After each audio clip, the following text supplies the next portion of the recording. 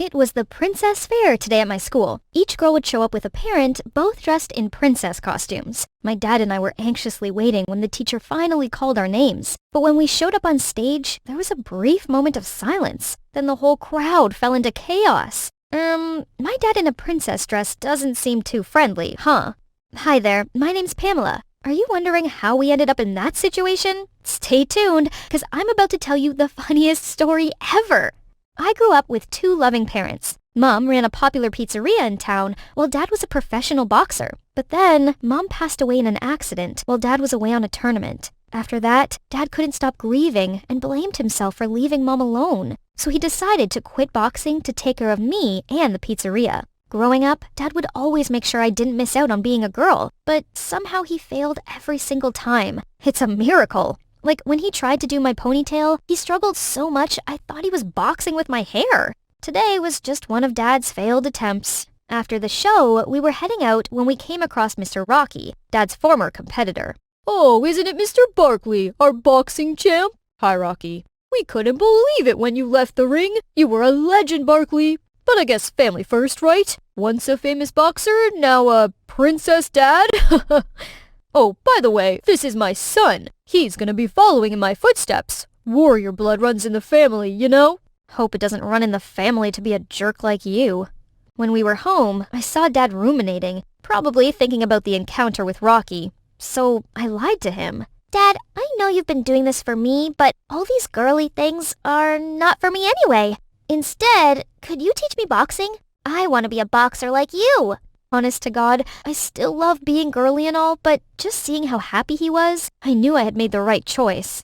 From then on, I grew up helping Dad run the pizzeria and learn boxing with him. Eventually, Dad got more students. Carson is the oldest and Dad's favorite. He also came to live with us and help with the restaurant. Business soon started picking up thanks to my boxing bros. The customers, especially females, loved them. Soon, we became the hottest pizzeria in town.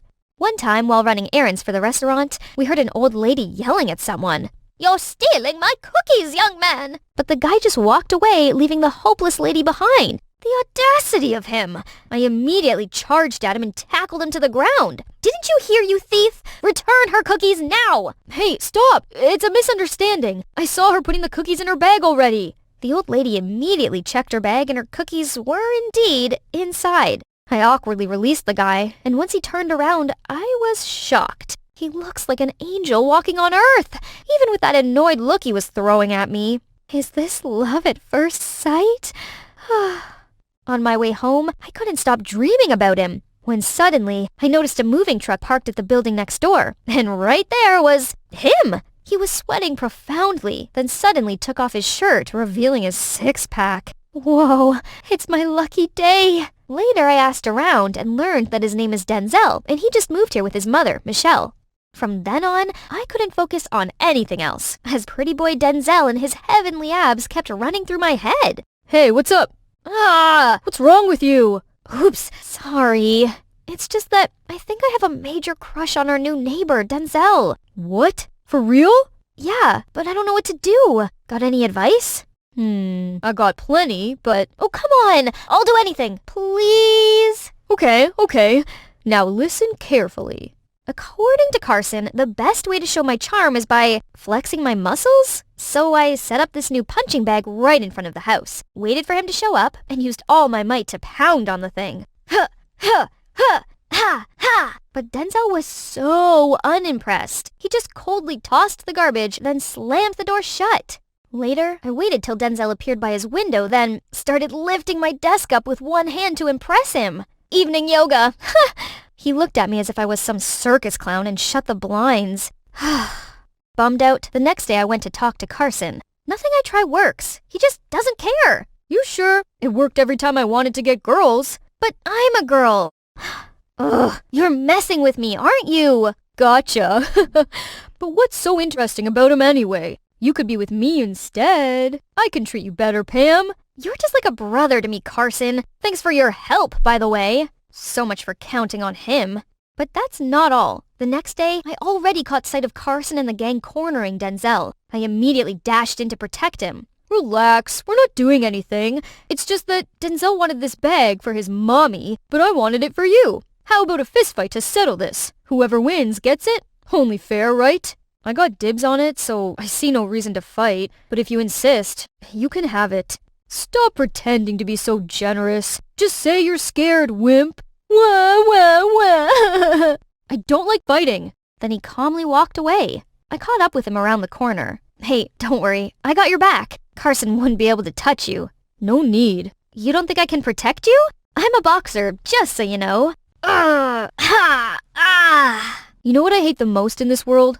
Boxers. And by the way, could you move your punching bag elsewhere? It frustrates me every time I see it. So all my efforts to charm him are for nothing? And what does he have against boxing anyway? The next couple days, I arrived home from school to see what seemed like a heated argument between Dad and Denzel's mom, Michelle. I came to ask what was happening, and turned out Michelle just opened up a new pizzeria right around the corner from my family's. Now she's officially competing with us. I lost my job in the city, and making pizza is the only job I've ever had. But why in this town? Why so close to our restaurant? We actually inherited the land from Denzel's grandmother, and I can't afford to move anywhere else. But trust me, I didn't mean to compete with your dad. I see. Why don't you come over for cookies? Denzel told me you're in the same class with him, right? Denzel mentioned me? It sure feels awkward with Michelle, but if I could be close to Denzel again, why not? Once inside, I was immediately impressed with a house taken care of by a woman's hand. It's a small space, but felt so cozy. Everything was so organized, and look at all these high heels. Wow! Pamela, I just noticed your hair is so beautiful. Can I style it? Really? Please do! Dad used to make me wear a beanie all the time because he always messed up my hair. It feels so nice being a girl again. I got home thinking Michelle was pretty nice, and she reminded me of Mom. So I explained to Dad, trying to calm him down. But once Carson whispered something to him, he immediately decided to declare war on Michelle. Ironically, Michelle's pizzeria soon attracted all the customers, since Denzel in a waiter outfit is on the next level. Carson and Dad were furious, and they decided to pull pranks on them, starting with the restaurant's sign. Then they spread rumors online that Michelle didn't wash her hands after using the bathroom and went straight into kneading the dough. Carson even planned with Dad to sneak a rat into Michelle's pizzeria to scare the customers away, but I informed her just in time, so she successfully avoided harm. Meanwhile, the more I hung out with Michelle, the closer we got. We went shopping together, recreated all my favorite dishes Mom used to make, and she even taught me how to do makeup. Pamela is so pretty, right, Denzel? Was I hallucinating, or did he just blush?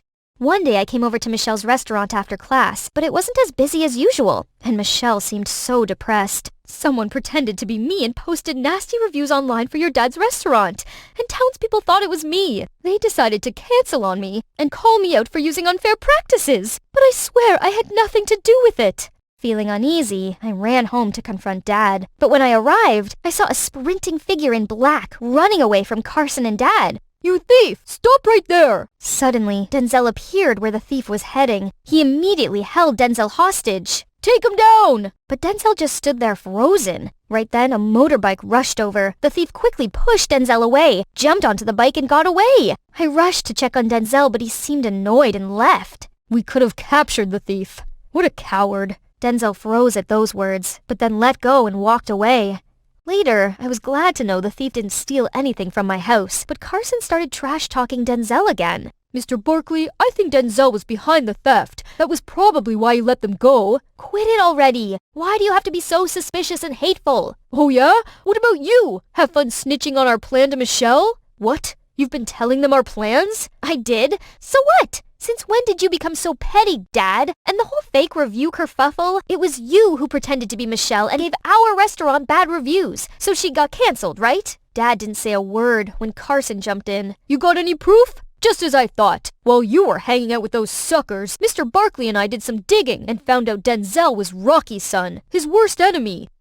Can't imagine the boxer's son being such a wimp. Stop calling him a wimp! That's enough. Pamela, you have one choice. Stop hanging out with Michelle and that wimpy kid. I will never accept that kind of man. Too frustrated, I just stormed out of there and went straight to Michelle's. I then unloaded everything to her, and she invited me to stay over till Dad calmed down. Thinking about what Carson said earlier, I asked, "So, is Denzel's dad Mr. Rocky, the boxer?" Yes, he is. But we got divorced a long time ago. Denzel's been staying with me since. It suddenly turned awkward and heavy. Denzel just stood up and left. It's just that Denzel doesn't like talking about his dad. Anyway, I'm gonna head to bed. Make yourself at home, okay? I then joined Denzel when he suddenly spoke up. You know why I didn't fight back? That day with Carson at the mall, or even today? You probably think I'm a coward too. No, that's not what I think of you. When I was a kid, I used to admire him and even dreamed of becoming a boxer just like him. But then that same man, outside the boxing ring, became a monster to my mom. I put him up on a pedestal, but he made our life miserable. So I swore to myself to never use violence and stopped boxing. So that was why he thought the sport itself made people become violent? Surprisingly, after the roof talk, Denzel seemed less distant and even waited for me after class. It was still a little awkward, but just being this close to him was enough to make my heart join Formula One. However, Carson wouldn't stop being an annoying third wheel. Legend, oh legend, the third wheel legend, always in the way. He followed us everywhere, and people started calling us the Three Musketeers. Ugh. Meanwhile, the pranks from Carson and Dad were getting more and more serious. Michelle's supply trucks were constantly tampered with and lost all of their ingredients on the way. Michelle was distraught, while Denzel was furious and suggested he go get the ingredients himself. I had enough. So that afternoon, when Dad was still busy at the restaurant, I confronted Carson. It was you all along, wasn't it? Dad couldn't do all that single-handedly. Thanks to you, Denzel will have to carry the supply himself tonight. Always Denzel, Denzel. Could our conversation be less about that coward and more about you and me? Then maybe I could convince Mr. Barkley to stop. In your wildest dream, even if you were the only man left on Earth, I'd rather go extinct than date you. There, that should knock some senses into him. But later that day, I got a text from Carson. If you want to know who's responsible for the sabotage, come to the junkyard. Oh, by the way, Denzel's gonna drive past too, right? Shipping the ingredients and all. What is he up to? I texted Dad to come with, as this could show him Carson's real face. Then I ran to the junkyard. I arrived to see Carson standing there all by himself. You were right. It was me all along who faked Michelle's reviews and sabotaged her supply trucks. I tried so hard to get you, but you only had eyes for that stupid Denzel. But in just a moment, you'll see you picked the wrong guy. What are you doing? He tied me to a car despite my efforts to get free, then went to set up what seemed like a trap. Just then I saw Denzel, carrying goods on a scooter, about to come through. No! Denzel! Don't! He drove straight into the trap, lost control, and fell over. Oh, boo-hoo! Did it hurt? Too bad. You and I are gonna fight right here, right now. Whoever wins can have Pamela. I already told you, I don't fight. See, Pamela? He's not interested. You're willing to go this far to prove a point? You know what? Challenge accepted. Oh, no. He just fell and looked like he'd hurt his leg. Carson immediately out Denzel easily. I was screaming when someone appeared next to me. Dad! Shh. Let's just see. A true boxing spirit will not back down easily. Just then, we saw Denzel slowly rise up and suddenly gave Carson a knockout. Holy camole! Where did that sudden burst of power come from? I immediately rushed to check on Denzel while Dad went to Carson. I trusted you, but you dared to do all the dirty deeds behind my back. You don't deserve to be a true boxer. Get out of my sight for good. Now! Who's the coward now, huh? You said you'd never fight. My dad makes me think boxing is violent and violence is bad, but it's not. Abusing violence is. It's okay to fight for justice. In this case, fighting for the people I love. Sorry, Denzel. I was wrong for judging you too quickly. You're not a coward at all. That's right. A man's bravery doesn't just come from his brawn or belligerence, but should come from his spirit. Huh, did I say something wrong? Wow, never thought you could be this mature. My dad then went and apologized to Michelle for hurting her business, and suggested they join forces together and open up a new pizzeria. Fortunately, Michelle was cool and agreed. After that, Denzel decided to get back to boxing. And best of all, my dad is teaching us both. Okay, you two can practice now. I gotta go over to the restaurant to help Michelle. And you know what else? Denzel and I are finally dating. Ouch, it hurts so bad. Oh, I'm sorry. Are you... You and your silly antics. It does hurt. I'm not joking. Does this help then? Hi there, I'm Anita, a science pro and robotics prodigy. I've won countless trophies, including one for making a talking replica of BB-8. But it's my crush's heart that I can't win. Tom has just refused to accompany me to the last middle school dance. But who cares? I've got my bestie Barb. It'll still be fun. We can go together. We arrived at the dance to find that everyone had dates, except for us. Well, this is a little awkward. Move. This is a dance floor, grannies. Either you dance or get out. Bet this is the first party you've ever got to attend. As if Tom would go out with such a loser. Yeah, you should try asking your robots out instead. As they walked off laughing, I felt so disheartened. Barb told me not to listen to them, but their words niggled away at me. I realized if I didn't change, then I'd waste the rest of my teen years by being a loser that got left out of all the fun. I needed to reinvent myself now before it was too late. Over the summer break, I thought it over and realized that there was only one way forward. I should flip the script, where nobody knew who I was. And this is the perfect occasion for that. High school! I purposely chose a school that's across the city. It's a bit inconvenient, but that's how to be sure I'd not run into anyone from my local middle school. Of course, except for Barb. She's going there with me also. Hey, recognize me? I'm still Anita. Like my new look? I've had a style update, ditched my glasses and all the uncool geeky stuff. Ooh, let's surprise my bestie. Anita? Whoa, talk about a Captain Marvel transformation. Gee, thanks. This hair color is so in season right now. Hang on, you look just like Chelsea. Oh, do I? How funny. You sound like her too. Okay, so Chelsea was this popular girl from middle school. Yeah, I may have spent all summer studying her. Alright, I actually mirrored her style and mannerisms. I'm just learning to better myself. This isn't any different from using humans as models when programming a robot. Besides, it's not like Chelsea's here to mind. Speaking of robots, how's your BB-8? No, that's my past. We'll never be cool and get boyfriends if our peers think we're nerds. Come with me after school, I'll give you a makeover too. It's okay, Anita. I don't mind being a nerd. But if this makes you happy, then you have my full support. My sweet, naive Barb has no idea how incredible being cool would be. They're the cool kids here, aka celebrities. They're so dazzling and popular. And oh my god, who's that? He's so dreamy. So I confidently strutted over to introduce myself to the whole group when... Luckily, no one seemed to notice my fall, or they just didn't care. Anyways, this was only my first day here. I had loads of time to fit in with the celebrities. And then catch that hottie, who supposedly named Eric's attention. At first, the popular girls didn't notice me, but then a few days in, Lou, the celebrity's leader, had a lipstick emergency and I sprung to her rescue. See? I told you, this burgundy shade really pops against your cool undertone. Ruby Woo? That's so 2015, Ashley. You can put that away. And easy peasy, I became part of the group. They invited me to their parties, shopping trips, and spa days. It's like entering a completely new world, an extra shiny one. I got to sit with them at lunch where they Ubered low-calorie food. Normally, I had the same as them, but today my mom packed me a special sandwich with the moist maker, just like Ross's from Friends. Sorry guys, but Anita doesn't share food! Are you seriously going to drink that? You can practically see the fat and lactose swirling in it. Gross. Oh, okay. Looks like the moist maker would have to wait. I looked around and saw Barb sharing her mom's amazeballs mac and cheese with her new geeky friends. I've not spoken to Barb properly in weeks. We kept trying to reschedule as I had manicures with Lou, Haley's party, and all these other after-school shopping trips, which kept getting so expensive. Aren't you gonna buy that? You haven't bought anything. That's because I only wear tailor-made clothes made of Egyptian cotton or at least silk linen. Okay. In that case, you can be our assistant. Make sure you wear a cute cardigan tomorrow for our OOTD Instagram post. Ashley has made a list of the available colors.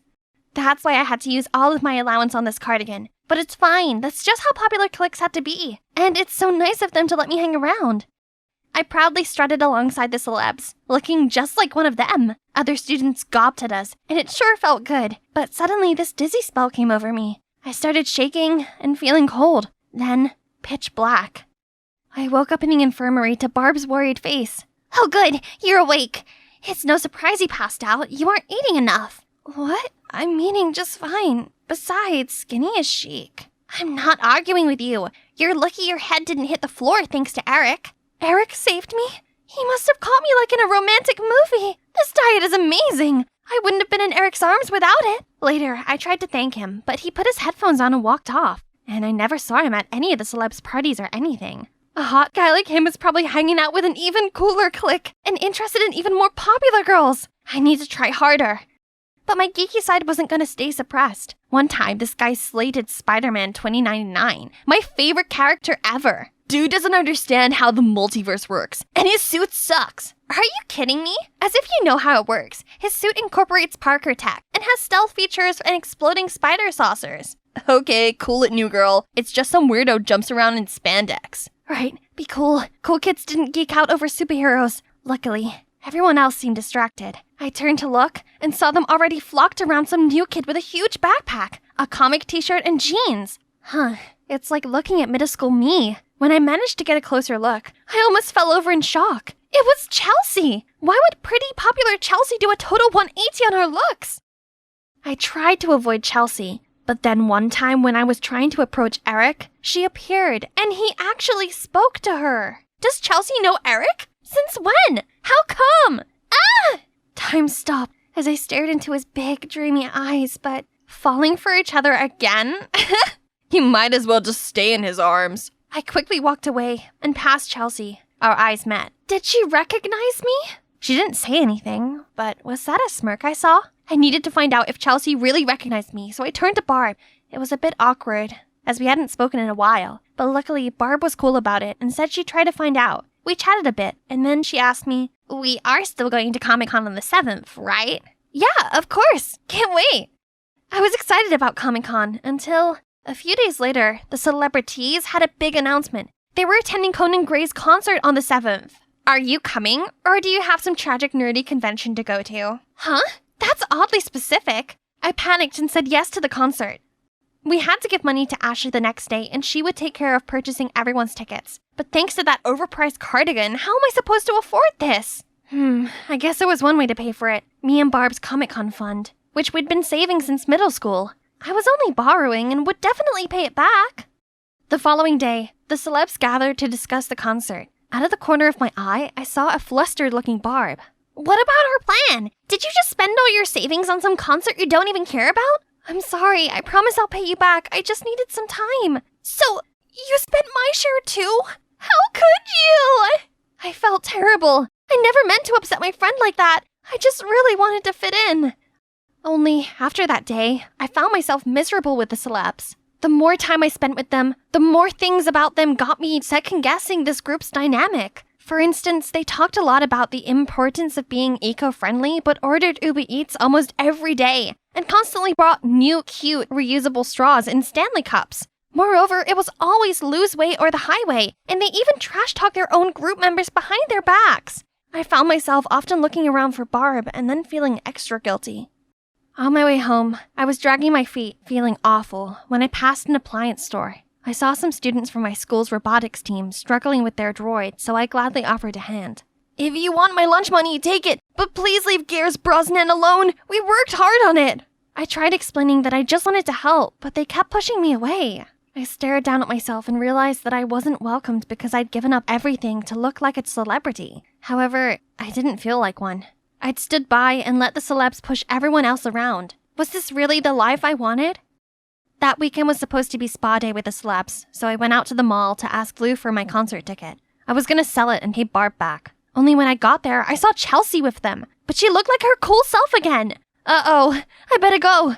But too late. Chelsea caught me and told everyone. "Guys, look who's here. Fun fact, Anita and I used to be friends back in middle school. Cover yourself in foundation all you want, but your nerdiness will still show." Everyone started laughing, and that's when it dawned on me. They were all in on Chelsea's plans to expose me. I wanted to leave, but I still needed my ticket back.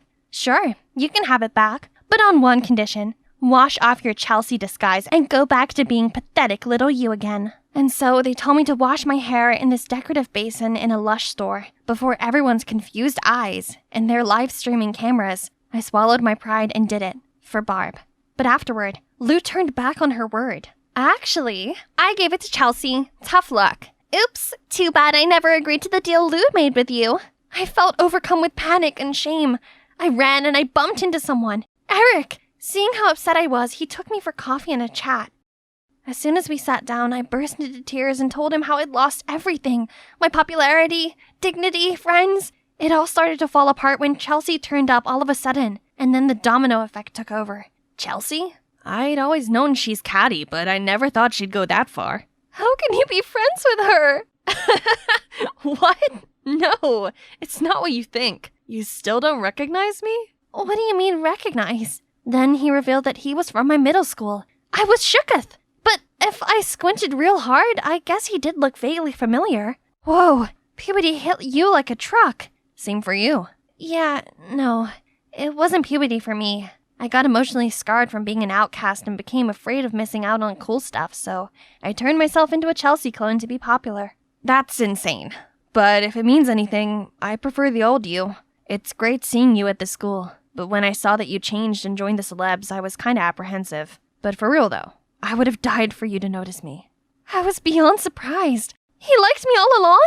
Suddenly, Chelsea jumped in. Why has it always been her? I changed myself to look like her. Didn't you say you liked nerdy girls? So why not me? Say what? Chelsea liked Eric? So she really copied my look. And for that reason? I'm sorry, Chelsea, but it's my feelings. I can't believe you rejected me twice for this little nerd, and she doesn't even look like herself anymore. Chelsea, it's never been about looks. It's about who she is. In the midst of it, I finally understood something. I was fine just being me. I never needed to be anything else. I've switched schools and turned myself into a dork for you! Ah! You're lucky this time. I watched Chelsea stomp out. I realized how I was constantly anxious and on edge, that I'd messed up while hanging out with the celebrities. I missed the truly happy moments with real friends where I could just be me. All this time, I thought I'd been missing out on all the fun, but turns out, I missed nothing. The true way to have beautiful teenage years is to spend it with people that really appreciate you and do the things that you actually enjoy. I thanked Eric, then left. There was something important I needed to do first. I went home and fixed my BB-8, then took it over to Barb's house. Sorry, Barb. I'm so sorry, Barb. I was so desperate to be cool that I overlooked what really mattered. I miss you and our friendship so much. I missed you too. And I saw that humiliating video and just wanted to know you were okay. On second thoughts, I'll forgive you if you give me your BB-8. No can do, as I'm selling it online to make money to pay you back. I only brought it here to make my apology more meaningful. Did it work? We both hug. The next few days at school, I tried my best to fix things. I returned to my old image, well, with a slight upgrade. I can't let my beauty skills go to waste now. And I dug out all my geeky stuff. I showed up at the robotics club, and this time I confidently strode over and immediately fixed their robot. I told you I could help. Don't judge a book by its cover. That's a celebrity's job. Look at you, all happy and smiley with your own loser nerd kind. Yeah, I'm happy. While you once tried and failed to be one of us, remember? Being a nerd isn't just about appearance, it's about what's inside. By the way, how was the concert? I heard your fanatic behavior got you kicked out. Sounds exciting. Chelsea and the celebs looked fuming as they sashayed off, but I didn't care, as I was finally back where I belonged. I was sound asleep when loud bangings jolted me awake. The cops busted in and immediately pinned me down. What are you doing? Let me go! Get away from me! Do you even know who I am? Rebecca Darlington, you're under arrest for stealing Mr. Woodley Jones's heirloom necklace. Anything you say can and will be used against you in a court of law. Stealing? What? No, I didn't do it. Let me go! Man, I got into big trouble that time. Oh, hey guys, I'm Rebecca. Believe it or not, it's actually my bizarre life story here. Before we start, please like and subscribe. My dad passed away when I was only 5, so my mom had to step up and take over the entire family business on her own. And she was the biggest perfectionist on the planet, not just in business, but in the family too. Seriously, it's her way or no way. I hated this and always tried to rebel. However, Mom always found a way to ruin my fun and forced me to study business instead. Boring. But lucky me, my brother, Kevin, always got my back.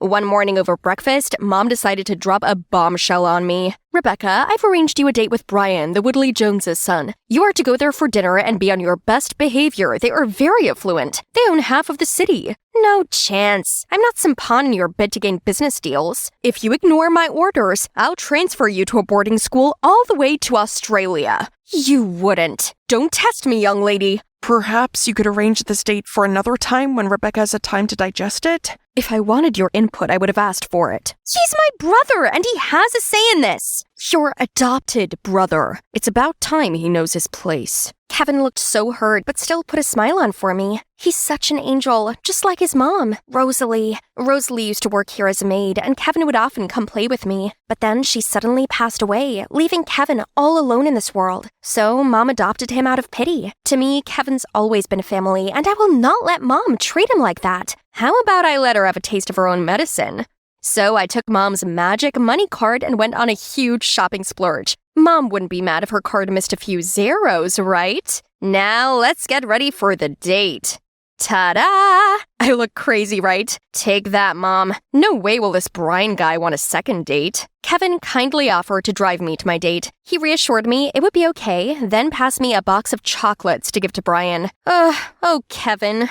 It was gone 9 p.m. when I strolled into the grand entrance hall of the Woodley Joneses mansion. Brian's jaw dropped to the floor as soon as he saw my crazy look. Oh, but I didn't stop there. I first asked all the servers to leave us alone, then made him nauseous with my table manners, and wowed him with my big appetite. I even sneaked bites of the chocolates meant for him and playfully fed him some. After dinner, I asked him to give me a tour of the mansion, but by the time we reached the jewelry room, my head was spinning. Then everything went blurry, and I blacked out. The next morning, I was already back at my house without any memories of how I got back. Then these cops came in and arrested me.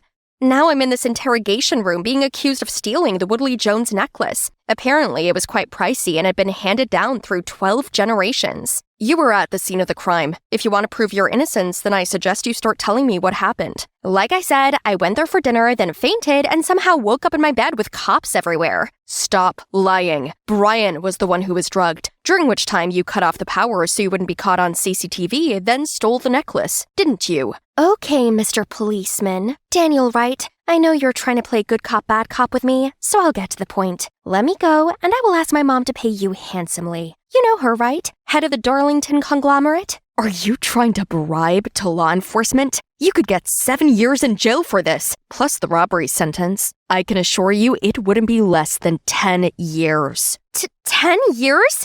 I didn't mean to. I just freaked out. I'm rich, okay? I have everything I want. I wouldn't risk stealing something like that. You did send all the staff home, so there's no one to corroborate your story. How exactly did you get home? I told you I blacked out. All I know is I didn't do anything wrong. You couldn't find the necklace at my place or on me either. You have no evidence against me. Then enjoy a stay in a cell for 24 hours, in which time I shall find the proof I need to lock you away for a very long time. Wait, no, please trust me. Someone, anyone. This was so unfair. I just wanted to go home. Fortunately, that cop couldn't find any proof and had to let me go. Finally, after 24 hours behind cold bars, unjustly accused, all I need right now is a warm welcome from Mom and Kevin and a nice bath. But what I got was a slap in the face. How could you steal from the Woodley Joneses? Now they'll never do business with me again. Mom, I didn't do it. Why does nobody believe me? Would you look at yourself? Have you done anything good for this family? All you ever did was party, throw my hard-earned money out the window, then dare to cross me. You're no daughter of mine. Get out, now! I was shocked and heartbroken by her words. My own mother wouldn't believe me? So I walked out. Just you wait, Mom. I'll prove it to you. I'm no thief. With Kevin's help, I rented a place not too far from home, but it was nowhere near the luxury I was used to. No worries. Once I proved myself innocent, things would get better. Now I just had to find that police guy, Daniel, that arrested me. He must have insight on the case, right? But when I arrived at the police station, I saw Daniel being scolded by his boss. You couldn't even solve the simplest case. Daniel, what has gotten into you? You're off the case. Jack, it's over to you. Leave it with me, sir. I won't let you down, like some incompetence. Sheesh, that Jack guy was such a douchebag. And Daniel sure did look glum about all of this. So I approached him and suggested we work together to find the culprit and kick Jack in the butt. At first, he refused, as apparently a suspect participating in the investigation was not procedure. Relax, it's not like I want access to classified documents or anything. Think of it as working with a suspect. If we cooperate, you could monitor me to see if I really am the culprit. It's a win-win. It's not like that. I'm no longer on the case. Jeez, I didn't expect you to give up so easily. So much for being a pro. Maybe your boss was right to reassign the case. Who are you to judge me? You're still the #1 suspect in this case, and I got my eyes on you, thief. So is that a yes? Ugh, fine. Bingo. Surely there's no place better to hunt for clues than the crime scene, right? But Brian's mansion was locked down and had security everywhere. Luckily, Daniel told me he'd already studied the house's layout and knew that the only way to intrude without being noticed was through this door. Yes, folks, you heard it right. A dog door. The bar couldn't get any lower, could it? Just shut up. We sneaked through it and ended up in the staff kitchen. The main building has already been fully swept, as that's where we knew the main suspect was. The staff quarters weren't a focus point. Daniel launched into a CSI mode, checking the area for footprints, and I watched with fascination. He found a strange shoe print which didn't belong to any of the staff, as they were required to wear uniform shoes. This type of shoe print is rare. This could be a big clue. I didn't want him to start accusing me again, so I wiggled my foot about. It's obviously not my tiny size 6 feet. I didn't say a thing about you. This obviously belonged to a man with size 12 feet. Is it your accomplice? Is he Bigfoot or something? Are you crazy? Whose accomplice, you madcap? Shush! Are you trying to get us caught? Oopsie. Just then, we heard running footsteps coming our way. Shoot, we gotta get out. The only escape is through this window. Again? Oh, what a burden. Daniel grabbed my hand, then we both jumped through the window. Smack! His shoe was right at my face. Ouch! Get your dirty foot off me! I tried getting up, and we ended up kissing. My first kiss. Wait, what is that sound? I turned around to see 2 big dogs growling at us. We run on the count of 3, okay? 1, just run! We ran straight to the road and caught a taxi, leaving behind those vicious dogs. Your hand? Sorry. It was because of those dogs. Is being chased by dogs the in-trend? A few nights ago, I saw those exact 2 dogs chasing another man along this road. Daniel immediately asked the driver to show him his dashcam footage. It showed this tall, masked man in all black coming out of Brian's house. A shiver ran through me at the sight of him. There was something unsettlingly familiar. The next day, Daniel made me traipse into at least a dozen different shoe stores so he could ask the staff about the sole print we'd found last night, but no luck. The scorching sun was getting to me, so Daniel brought out this umbrella. Cute, huh? If only this big hole hadn't been directly above me. By lunchtime, I saw Daniel sweating in the heat, so I grabbed a tissue to wipe for him. The heat rose as we were so close, but once done, he was even more oily. We were just like 2 peas in a pod. Later that day, we made it to this ancient shoe shop that said it was a Leighton, a brand that made customized handmade shoes. Wait, I've heard about that exclusive brand before, but if someone could afford these shoes, why would they go out and about stealing? Daniel seemed to agree, and the investigation was at a dead end.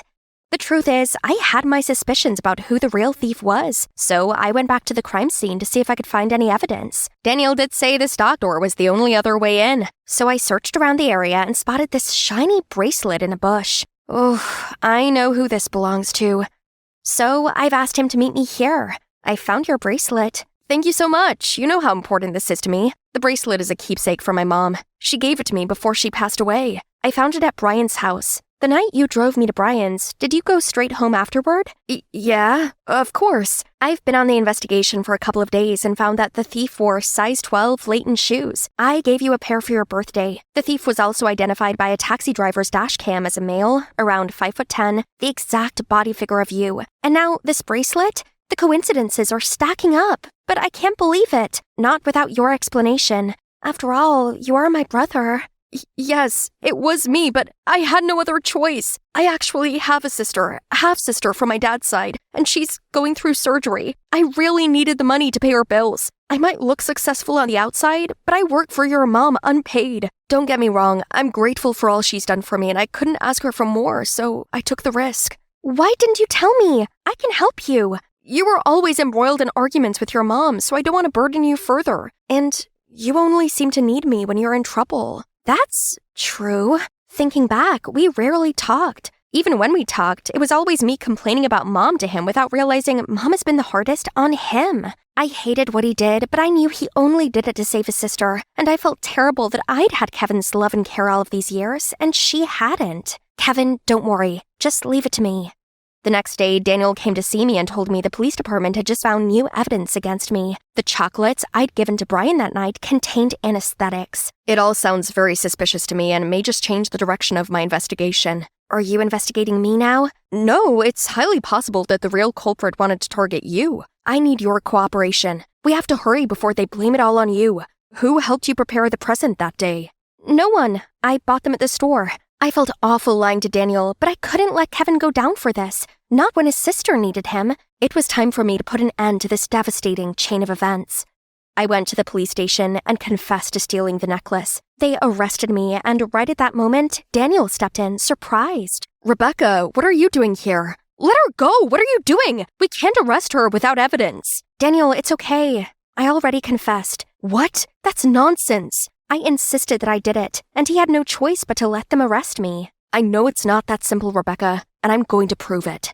Daniel was right. Everything was off about this trial. First, this Jack guy had somehow swapped all the evidence against Kevin to me. From my shoe prints on the staff kitchen to the recording from the taxi driver. Plus, the necklace was later found in Miss Rebecca Darlington's bedroom. It was never there in the first place. I wanted to speak up for myself, but that douchebag Jack shut me up. The judge was about to sentence me when Daniel kicked the door and barged in. Stop! Your Honor, I believe all the evidence presented to you was faked by him. The whole court bursted out in surprise. Turns out Daniel's boss had suspected Jack was a rotten apple, so he actually wanted to use this chance to expose him. He pretended to kick Daniel out of the case and appointed Jack instead to lure him into the trap. As predicted, after I confessed to the crime, Daniel followed Jack and saw that he was taking bribes from Kevin. Well paid. I'll fake the evidence. Rebecca will go down for this. Don't mess it up. It's tricky enough to get that brat to take the blame for me. He played me? There was no half-sister who's in the hospital? Ugh, don't look at me like that. My real mom only died because of your mom, Dawn Darlington. That woman flagrantly accused her of stealing. Mom was so distraught, she had a heart attack and passed away. Dawn only adopted me out of guilt, and she treated me like garbage, making me run around for you. So I decided to take revenge, show them how being wrongly accused of something can ruin lives. But look where vengeance got him. He was a monster, and I really wondered, was it really worth it? In the end, both Jack and Kevin went to jail. Unfortunately, without Kevin as key personnel to help out with my family business, it went into turmoil. So I offered to help Mom with it. You do that after everything I put you through. We're a family. I also felt bad for taking you and what you provide me for granted. I'm so ashamed of how I treated you. I've been cold, controlling, and unfair. On you and Kevin. It's my fault he turned against us and sought revenge. Mom, it must have been hard for you running the business and caring for me and Kevin, especially without Dad. I forgive you and want to just put it behind us and start again. Now, I just had one last person to make amends with. Rebecca, I didn't think you'd ever want to see me again. I didn't. I was so mad, but then I realized that being that way was getting me nowhere. To forgive others means forgiving and liberating ourselves. I walked out of the prison feeling much more positive about it all and saw Daniel waiting for me. Say, we make a good team. What do you think about being my partner? Partner? For investigative purposes or for life? How about both? I was tidying up my room when a call came through. Oh, my big sister! She lives with Mom, so I've not seen her in a year. Blair! It's been a hot minute. How have you been? Hi, Kiernan. Well, not so good. Mom left. Oh no! What happened? Then Blair told me it's due to Mom's debts. She had run away from the loan sharks and left my sister behind. That's awful! So I told her to come to Portland and live with us. She agreed to come, but then I realized that Blair staying here wasn't really down to me. Oh well, it's not like I could leave her in danger, right? So later over dinner, I told my family about Blair's current situation. Oh, how terrible! Yes, Blair must come and stay. Yay! Their kindness didn't surprise me as my stepmom and stepsis, Chrissy, have been lovely to me ever since I moved in. You know what's even cooler? Christy is a rising teen pop star, but she's so sweet. We've grown super close, and she even told me all about her secret boyfriend, Damien. They'd been together long before Chrissy became famous, and had since kept their relationship out of the public eye. This is so exciting! I haven't seen Blair since our parents split. This guest bedroom is going to be hers, and we're living under one roof again. Blair's basically my alter ego. She's pretty, outgoing, and popular, while I'm more of a homebody. Come to think of it, I see a lot of Blair and Chrissy. They're both so extroverted and confident. They'll get along just great. But to everyone's surprise, Blair showed up looking completely different. Wow, it seems like living with Mom, a party animal, had clearly influenced Blair. Hello, Blair. I'm Stacy, and this is my daughter, Chrissy. Welcome to Portland. You must be tired from your trip. Let me take your bag. Sure. Huh? Doesn't it seem like everyone's excited about Blair's arrival, all except for Blair? Maybe she's just tired. I showed Blair her room and helped her unpack. Oh my god, they're unbearable. How can you stand living with them? They think they're so much better than everyone else. What? Blair had only spoken to them for 5 seconds. Why she disliked them so much already? Give them a chance. They're really lovely. Blair's probably just stressed out from all the mom stuff. Hopefully, with time, she'll see how great stepmom and Chrissy are. Only things didn't get any better. After class, both Chrissy and Blair came up to me. Hey, wanna hang out? I asked her first. Oh, then we can all go together. Sorry, Chrissy. It's just that we haven't seen each other in ages, and there's a lot of catching up to do. Maybe we can go to Sephora tomorrow to check out that new Anastasia palette you like. Sure, have fun. Then Chrissy left. I'm sure she really wants us all to hang out. Oh, please. She thinks just 'cause she's popular, she can always get her own way. She's mid. Okay, maybe it's best not to mention either of my sisters to one another to avoid World War III. Things went on like that for a while. I took turns to hang out with Blair and Chrissy. Once when Blair was chilling in my room, I noticed her smiling at her phone. Seemed like our homegirl had finally found something fun to enjoy around here. I excitedly asked her what she was watching.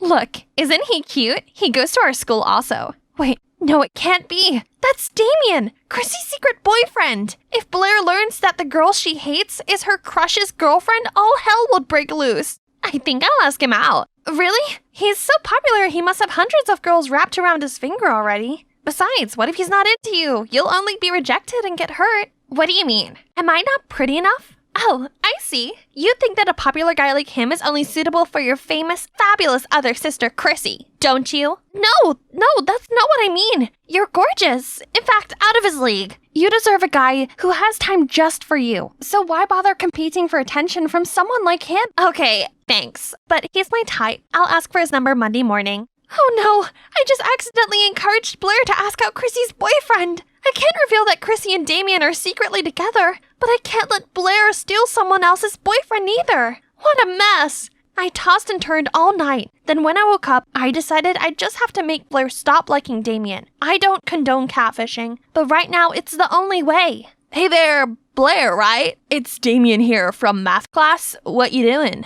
A few seconds later, Blair replied, Oh my god, I was just thinking about getting your number. Looks like the first steps of my plan are working.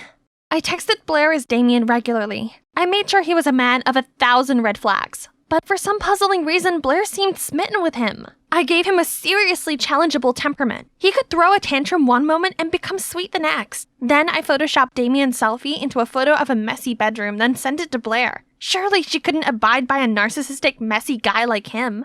I'm so sorry, Damien, but I have to save my family. Huh? What? She sent back a picture of her room being messier than ever. She's always the clean freak around here. I had to see with my own eyes. Hey, may I borrow your hair curler? And what's with your room? So what if it's a bit untidy? Neat people are total psychos. Okay, it's time to get personal. Blair's biggest pet peeve was being commented on her look. So when she sent Damien a selfie, I didn't hold back. Babe, can't you dress more ladylike? And you really should cover up that awful tattoo. Voila! That's how you wake up the beast inside this fierce girl. However, the next day, Blair showed up with a completely new look. Worse still, she walked straight over to Damien. I had to fake having an emergency to prevent a disaster from happening. Afterward, I texted Blair. I'm not ready to let everyone know about us yet. Please understand, babe. You know I like you. There. That should stop her from trying to approach him again.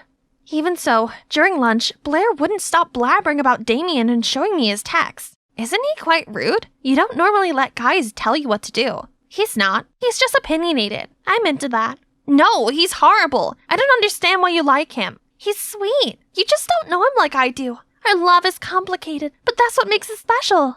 Seriously, you called that love? What do you know? Okay, little Miss Love Guru, if you're really that experienced, make that guy your boyfriend. Succeed, and I'll give out the love of my life. If not, I'll do as I please. What Blair is daring me to do was impossible. That guy, Adrian, is as popular as Damien. While Damien's the friendly one, Adrian is nicknamed Jack Frost due to his icy cold exterior. Rumor has it, no one has ever seen him crack a smile. Surrender?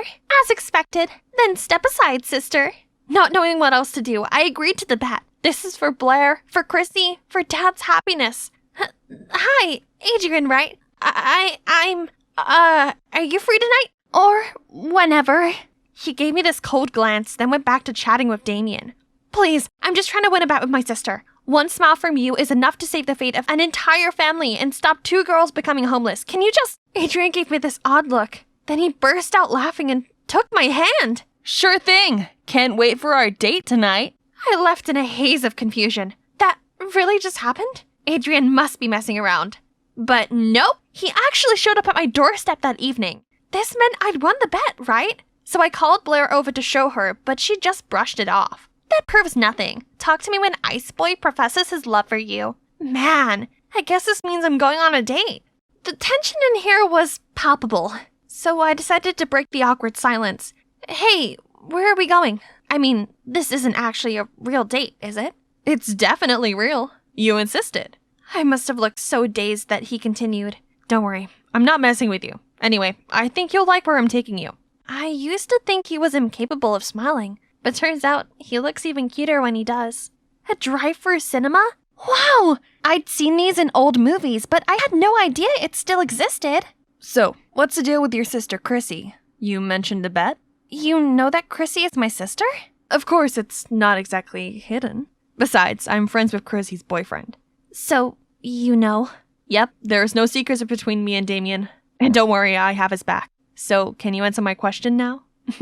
I like this different side to Adrian. So before I could stop myself, I told him how the bet wasn't with Chrissy, but with my other sister, Blair. And I was catfishing Blair as Damien to protect my family, but it's barely working. Whoa, that's intense. Secrets make things complicated. Life sure would be easier if we could just be ourselves. So, why did you decide to go on a date with me? Don't you think it's weird? No, not really. Beats how girls normally ask me out. I arrived home feeling on cloud 9, but then I walked past Chrissy's room and saw her upset. I asked her what's going on. It's Damien. He wants us to go public, but I told him I'm not ready yet. I like having this part of me private, and I don't want Damien to be open to backlash and scrutiny. But he didn't understand and thought I was embarrassed of him. Oh, Chrissy, what a pain. Give him time, I'm sure he'll come around. But the school performance is in a few days. How am I supposed to take the stage in this state? I hated seeing Chrissy so downhearted like this, and I thought about Adrian and what he said during our date about honesty. I don't know much about the pressures of fame, but I do know that your feelings for Damien are real. I don't think love is something that you should hide. Honesty is the best policy. It might be hard at first, but you can get through it together. Now, come to my case, I should also follow my own advice and put an end to my catfishing before it gets out of hand. I tried hard to think of the best way to break this to Blair while we were walking to school the next day. After much hesitation, I pulled her aside before entering school for a talk. Only, before I could get to the main part, Damien walked past and oddly, Blair didn't do so much as to blink. Seeing my confusion, she said, "Yesterday he ignored all of my messages. You're right, I deserve someone better. Anyway, what did you want to tell me?" "Oh, that, my date with Adrian was amazing. It all happened because of you, so thanks. And sorry about Damien. It's okay." That's strange. Did my smitten sister really just give up that easily? But anyway, at least it's all over now. And I don't even have to come clean anymore. The day of Chrissy's performance arrived. Me, Adrian, and Damien had backstage access. Actually, I'm here for emotional support as Chrissy is about to tell everyone about her relationship with Damien. This is a surprise for Damien too. He just thinks we're here to get a better view of Chrissy. She slays the performance and the audience adored her. Thanks everyone. Thank you so much. Actually, today is an extra special day because I have something. But suddenly Blair stormed onto the stage and snatched Chrissy's mic. How about making it even more special with this breaking news? Everyone, she's had a secret boyfriend all this time. She made the poor guy hide in the shadows so she can keep her squeaky clean image. She's lied to you all for years. Is someone like that worthy of your support? Blair ran off as soon as she finished. Boos start coming from the crowd. Many people began commenting on the situation in true TMZ fashion. What is this, 2009 VMA? No way! My Chrissy is taken? Meanwhile, Chrissy had a panic attack and froze there on the stage. I didn't know what to do. Neither did Damien. Luckily, Adrian kept calm and grabbed the walkie-talkie, connected to Chrissy's in-ear. Chrissy, listen to me. In times like these, there's only one way out, and that's confronting the truth and taking back the narrative. I looked at Adrian and realized something about my own problem. More on that later. For now, let's see how Chrissy handles this. Well, there goes my big reveal. Yes, I'm in a relationship. but I only kept it quiet because I wanted to separate my personal life from my professional one. Being a public figure and a teenager at the same time is not as easy as you might think, so I didn't want to drag my loved one into that life too soon. On reflection, maybe this wasn't the best way to deal with this. I won't hide anything from my fans anymore, and those who truly support me won't judge or speak badly of my decision. Everyone, I want you to meet Damien, my boyfriend. The audience went wild! Aw, this is so cute! But I still had one more problem to deal with. Blair! I looked everywhere and finally found her hiding under the bleachers. Blair, it's just me. Please come out. I started to talk about what just happened, but Blair didn't want to hear it. I know everything! You tricked me because you think I'm an idiot. La la la la la la! I let her finish her outburst and calm down. Then I apologized and told her the truth. I only did it because I didn't want you going after a boy who's already taken. I know I went about it in a completely wrong way, but I just wanted to keep our family together. I love you, and I don't want to be in the middle of your jealousy towards Chrissy anymore. If you just gave her a chance, you could have just been honest with me. This is all because you prefer Chrissy over me, don't you? No, of course not. I just wanted to protect you, and for there to not be any more conflict between you and Chrissy. I'm so sorry. Please forgive me. Actually, I'm not jealous of Chrissy because she's famous and gorgeous. It's actually because you guys are really close. We used to be that close when our parents divorced, and now it's like I've been replaced. Blair's honesty touched me in the feels. I gave her a big hug, but then realized that we weren't alone. Actually, I'm jealous of you, Blair. You're all Kieran and Eva talks about. And I feel that, even though we're close, I can't compete with her real sister. Oh, so the tension between them wasn't just over a boy. It was actually over me. To me, you're both my real sisters, and I love you dearly. Come on, sisterly cuddle. Oh, by the way, how did you know that I was pretending to be Damien? I overheard your conversation with Chrissy. It didn't take much digging around to figure out it was you texting me, not the real Damien. While we're at it, I find it worrying you were still into him after all those red flags. In future, please let me vet your dates first. You're too easily blinded by good looks. Oh dear. That's why us girls have to stick together, especially when it comes to boys. Why is there a hole here? Could it be that the ants did it? What if they're secretly planning an attack on human beings? What will happen to the Big Mac? Elaine, does staring at the hole help you figure out the sphere volume? What class is it? Have you been paying attention at all? Have you? 'Cause if you have, you would have known the answer yourself. Excuse me? Oh, wait. Nah, I still don't know. Sorry, what were you saying? This is going to be in the test. You need to focus if you... Oh, this is Japanese class. Duh. That's it. We're going to the principal's office. And that's the huge of my high school life. Hi, my name's Elaine, and I've been living with ADHD since, I don't know. But of course, ADHD manifests itself differently among different people. For me, I just gotta make sure I take my medication. Wait, where's my birth certificate? Anyway, make sure to like and subscribe before I continue. Right after the principal's office visit, I was walking down the hallway when a hunky guy purposely bumped into me, knocking my bag over. Dude, is that a dinosaur? Are you a kindergartner?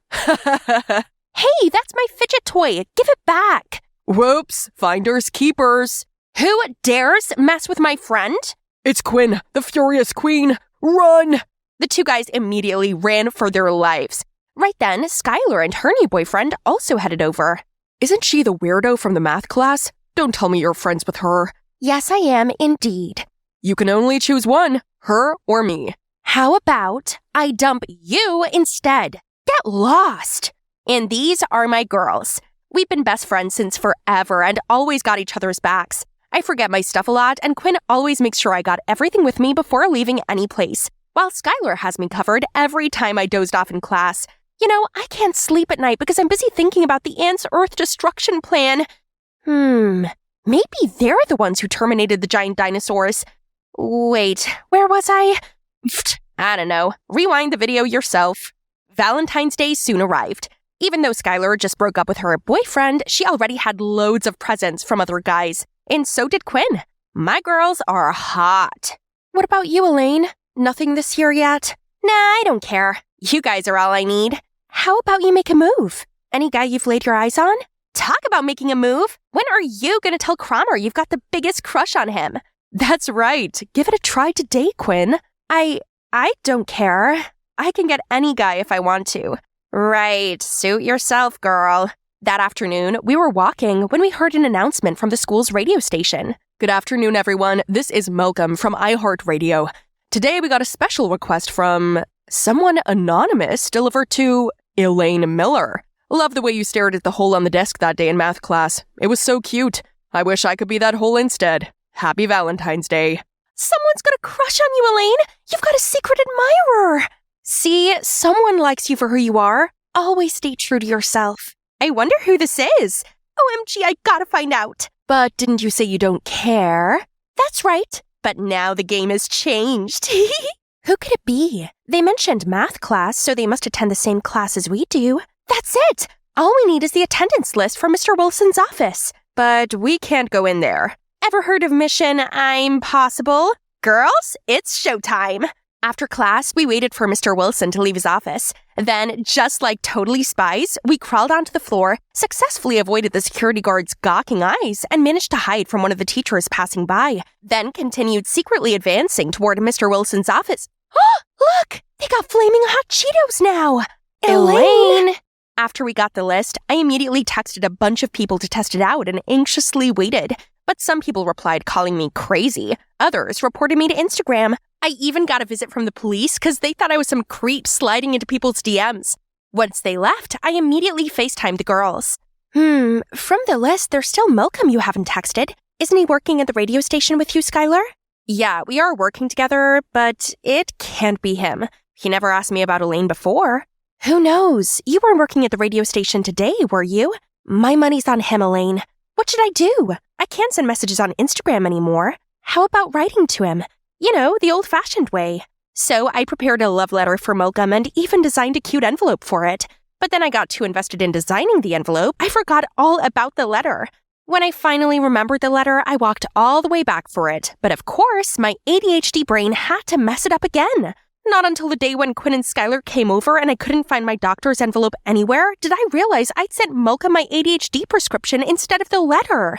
We immediately flew to Malcolm's house just as the mailman dropped off the prescription envelope out front. Seeing Malcolm walking out, I frantically ran to the other side of the street and started doing the craziest dance to get Malcolm's attention. Suddenly, I tripped and fell flat on my face. Malcolm rushed to help me up and got me inside his house. We chatted a bit as Malcolm worked on my arm. Elaine, right? We share a few classes together. We do? Yeah, you always sit near Quinn and Skylar, right? I saw you snoozing in class sometimes. I guess so. Look, Malcolm, did you give me the message on the radio? Ah, the confession. Well, it's not me. I'm not your secret admirer, but that doesn't mean I don't have a chance, do I? Skylar talks a lot about you, and I've always wanted to talk to you in person. Speaking of Skylar, it's our girls' night tonight. Bye! And thank you. I finally managed to calm my hyperactive heart down when I got back to my room. Is Malcolm the secret admirer? He's not. How embarrassing. See? Told you. We're pretty close. He would have told me already. But he seems to like me. Really? I mean, I saw the way he helped you up when you fell. It can't be. Let's focus on finding your real secret admirer. But that doesn't mean I can't hang out with Malcolm while finding my secret admirer. Turned out we both shared a passion for hip-hop. He can make super catchy beats for me to rap. Just kidding. Animated Story Show wouldn't let me. Comment down below if you want a separate video of me rapping. Since then, we started hanging out more often. Malcolm is such a caring and patient person. Sometimes my ADHD kicked in and I cut him off while he was speaking, but he never got mad and just patiently waited for me to finish. Another time when I was blabbing nonstop about whatever was in my mind, I saw him counting. What are you counting for? How many times you switch topics within 2 minutes? Oh, sorry. No need to. I find it cute, actually. Later on, as we parted ways, I saw Skylar waiting for me, looking a little sad. Hey, what's wrong? I'm gonna be honest with you, 'cause we promised each other. I've actually had a crush on Malcolm ever since we started working together at the radio station. What about your recent boyfriend? Oh, it was just a fling. I just can't stand seeing you with Malcolm. Anyway, don't take it personally. Sorry, I gotta go. Skylar had a crush on Malcolm? But I do enjoy being with him. No, sisters first. But it wasn't easy, as Malcolm would always try to approach me. It hurt having to stay away from him. Every time he got close, my heart would beat like crazy. But I also don't want to upset Skylar, as she started distancing herself from me and Quinn. I actually quite like Malcolm. This is so complicated. I honestly don't know what to tell you. How about you try finding your secret admirer? For real this time. He might be a better suit than Malcolm. The next morning, I found a note in my locker. From your secret admirer. They want to meet me near the fountain. But when I got there, I saw another note asking me to come to the bleacher. This better not be some silly prank. When I arrived, I was shocked to see Cromer sitting there by himself. He can't be behind the notes, right? Guess I'll find out now. Just a little closer. Closer. Suddenly he looked up and stared straight into the camera. I was about to run when he caught me. Hey, Elaine Miller, right? You could have asked me for a picture. Didn't know you have a thing for me. No, it was an accident. Since then, I made sure to be more discreet to see if Cromer was the secret admirer. But man, it's like this guy got the sixth sense or something. Hey, what's wrong? You look nervous. It's because she likes me. She even tried to take pictures of me, right, Elaine? It's okay. I noticed you watching me recently. Come on, just admit it. I know I'm irresistible. Why are you doing this? You know I like him. No, let me explain. You know, I even thought it was a misunderstanding between you and Skylar. But you know what? Now it seems like you just want to steal from us. Hey, guys, chill out. What's going on? You chill out. Do you even know Elaine said she liked Malcolm too? And now she's also taking Cromer. My Cromer. Hey, about Cromer, it's not what you think. And Malcolm, it's not like you and him are a thing. I have as much of an equal chance as you do, don't you think? Then why were you following him just then? And you even took pictures of him? And we're talking about our chance with Malcolm now? You know it's unfair to me. Unfair? We're always trying to make sure to put you first. But now you think you're the victim? I can't do this anymore. I hope you're happy you got both guys now, best friend. That was too much. They acted as if they took pity on me. I don't need anyone to look after me. I'm all fine by myself. Since we fell out, we're all caught up with our own things. Whenever I passed by Skylar, she just gave me a cold look. Quinn also seemed to have found new joys. I managed to get by just fine, but it felt like something was missing. One time, I was walking when I spotted Skylar and Malcolm surrounded by a crowd. Turned out, Skylar confessed having a crush on Malcolm and asked him out, but he rejected her. The crowd couldn't miss the chance to mock her. Suddenly, I remembered how Skylar used to stand up for me, and I felt so bad for her. So, I decided to defend her this time, but she just ran out of there. I tried to catch up with her, but Skylar wouldn't listen.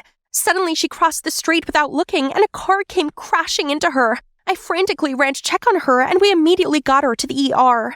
Thank God she was fine, just a couple bruises and scratches, but she refused to let me in. That night, I tried to call Quinn, but it kept sending me to voicemail. But I've made up my mind. I kept ringing her bell and insisted on waiting till she showed up. She finally gave in. Hey, I'm sorry for— Oh, you're sorry for me? No need to take pity on me. Just enjoy your happiness. Malcolm rejected me because he chose you. Happy much? Now just leave me alone, you ruthless, self-centered. Then she slammed the door shut in front of me, leaving me all stunned there. Ha! What a show. This should totally be on Netflix. Cromer? Why are you here? I live right next door, so I see Skylar doesn't want to see you. But I do. Get off of me! I never liked you! Are you playing hard to get now, pretty little thing? Right then, Malcolm appeared out of nowhere and bolted to punch Cromer in the face. Didn't you hear what she said? Leave her alone. Can't believe Quinn and I are arguing because of you, creep. If only Quinn knew who her crush truly was. Quinn likes me? Huh, could have told me earlier. What else is he up to? Anyway, thank you. Why are you here? I heard Skylar got into an accident right after the, incident, so I wanted to pay her a visit. Now that you're here, I just want to let you know, actually, the one sending you the confession on the radio that day was Skylar. What? She just wanted you to feel loved and not left alone on Valentine's Day. I was going to give it some time before telling you, but things got complicated all too quickly. Anyway, now that you don't have to find out who your secret admirer is anymore, would you want to go out with me? As a girlfriend, I mean. Malcolm, I do like you a lot, but I just can't bring myself to hurting Skylar ever again. I'm sorry. It's okay. I understand. Guess I'll see Skylar another time then. I'm so sorry, Malcolm. Later, I arrived home to Mom packing some boxes. Can you check if you still need these from the attic? Otherwise, they have to go. I opened up the boxes to find old pictures of me, Skylar, and Quinn inside, and I immediately burst into tears. We looked so happy together, like nothing could split us apart. That's right, we're sisters. I gotta make things right. The next day, after the first period, I came looking for Skylar. Gosh, I'm so anxious. Where's my fidget toy? What if Skylar's still mad at me? Looking for this? Yes! Skylar, I need to talk. Me too. I'm sorry, Elaine. I was so hurt and embarrassed yesterday that I said nasty things to you. And you were right. I should have told you earlier I have a crush on Malcolm. But after everything, I realized how stupid I was, and I don't want to lose you or lose us. Hey, me too. I couldn't sleep yesterday after hearing about everything from Skylar. I haven't been myself without you guys. Oh, me neither. You guys mean the world to me. It turned out Skylar also gave me the locker notes that day. She said she wanted me to give up on finding the secret admirer, and Cromer just happened to be there. After that, I also told Quinn and Skylar about the fight between Cromer and Malcolm that night when Cromer himself showed up. Hey, Quinn. I just realized I've always liked you. I'm sorry your friend Elaine liked me, but you are my perfect match. Be my girlfriend, will you? Skylar and I immediately gave each other a worried look when, Cromer, you know what Lady Gaga would say? Caught in a bad romance? I know I'm too handsome. You can't resist. She'd say, women stick together, you jerk. Cromer immediately ran away in embarrassment. What a loser. Oh, by the way, Malcolm left to study abroad today and he sent his goodbye to you. I feel so bad about you and Malcolm. It's okay. Right person, wrong time. From then on, us three were always by each other's side and graduated together. We even went to the same college now and made sure we go to every party together. One night at a music festival, I was waiting for Skylar and Quinn to get back from the restroom when they started playing Kendrick Lamar. Hip-hop would always remind me of someone now. Suddenly, a handkerchief was handed to me. I saw you from afar. Is this the right time to get your number now?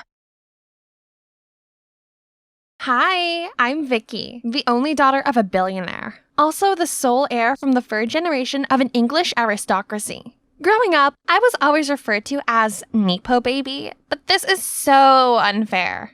If I had one sentence to sum up my entire life, it would be, well, that didn't go as planned. Before we start, please like and subscribe.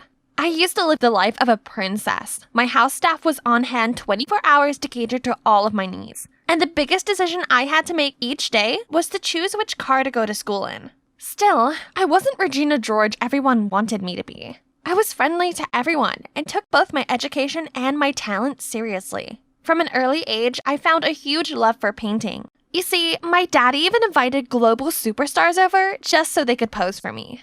Then, it struck me like a bolt of lightning when my daddy got involved in a messy lawsuit and ended up in jail. As a result, we had to kiss goodbye to everything. Yes, the mansion, the staff, but the worst blow was losing Brad, the butler's son, who happened to be my boyfriend. My sweetie pie, I will collect the stars from the skies if it leads me back to you. Well, a girl gotta survive, so I did what I had to. I sold all of my beloved clothes and jewelry, but holy cow, all those Pradas, Gucci's, and Tiffany's still weren't enough to cover a week in a 5-star hotel. Hey, use this. Miss, your card has been declined. Clearly you have insufficient funds and therefore must leave. Excuse me? The nerve, the ingratitude. I used to be one of their best customers. It wasn't as if I was the second inventing Anna or anything. So that's how I ended up here, under this bridge full of homeless people, desperately waiting for Brad to come back to me. In the meantime, at least I still had my paintings, which could be my ticket out of here, right? But Jesus, look!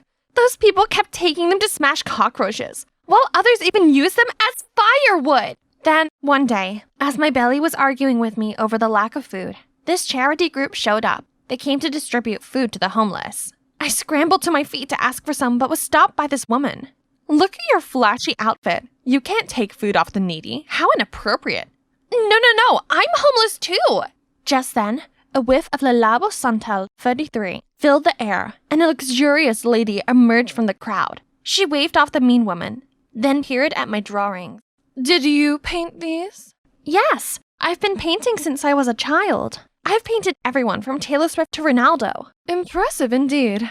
I'm Diana, a widow of a great fortune. How would you like to come and live with me in exchange for sharing your artistic brilliance in my daily portrait?